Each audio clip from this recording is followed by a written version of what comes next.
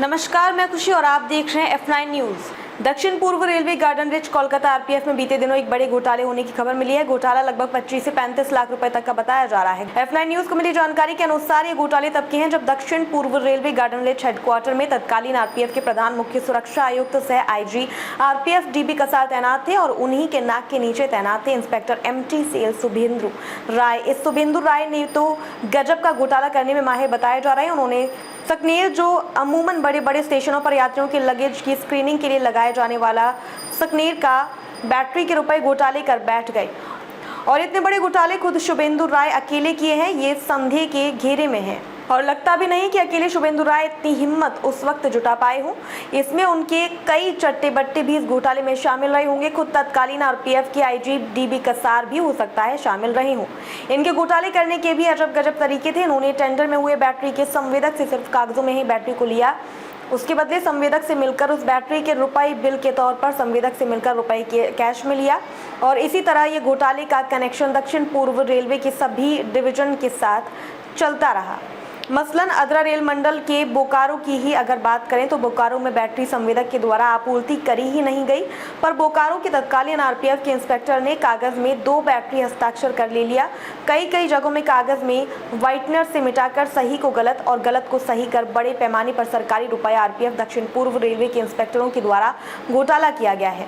मगर आज की तारीख में इस घोटाले को जानने के बाद भी वर्तमान आरपीएफ के प्रधान मुख्य सुरक्षा आयुक्त आईवीजी से सिर्फ जांच के नाम पर खाना पूर्ति करवा रहे हैं। F9 न्यूज पूछता है डीजी साहब आपसे और आईजी दक्षिण पूर्व railway Garden Reach Kolkata Sanjay Mishra ji आपसे कि आपकी आरपीएफ में जब स्कैनर बैटरी घोटाले हुए तो इन पर रेलवे अधिनियम की धारा 3 RP/UP दर्ज कर जांच क्यों नहीं कर रही?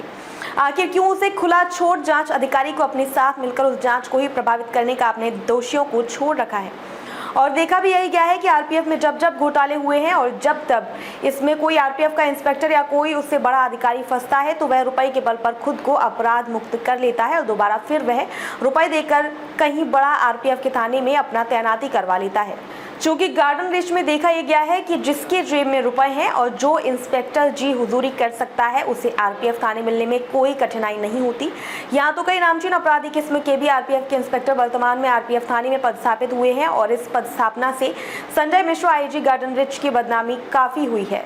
इनकी ईमानदारी पर भी प्रश्न चिन्ह लग गया है। अब देखना यह है कि 25 से 30 लाख रुपए के बैटरी घोटाले में उनकी जांच की दिशा और दशा क्या है। आखिर 3 RP/UP एक्ट के तहत एक मुकदमा भी अब तक इस मामले में क्यों नहीं करने का आदेश अब तक दिए? ये अपने आप में सोच से परे लगता है। अभी भी वक्त है। संजय मिश्रा आरपीएफ आईजी, जो दाग आपके ऊपर ट्रांसफर पोस्टिंग में लगा है वह दाग बैटरी चोरी के आरोपी को पकड़कर सजा देते हुए तत्काल उसे नौकरी से घर भेजकर एक आरपीएफ में मिसाल कायम करे, तभी आरपीएफ में डर उत्पन्न होगा, वरना रुपए की बाजीगरी के खेल में आप भी कहीं गुमनामी के अंधेरे में खो जाएंगे। F9 न्यूज हेड असीम कुमार सामंतु की रिपोर्ट। अब तक के लिए बस इतना ही। फिर होगी आपसे मुलाकात ऐसी एक और खबर के साथ। तब तक के लिए नमस्कार और देखते रहिए F9 न्यूज। खबर बड़ी और खास होगी, असल वजह की तलाश होगी, दुनिया भर के हर गांव, शहर, गली, मोहल्ले पर नजर हमारी होगी।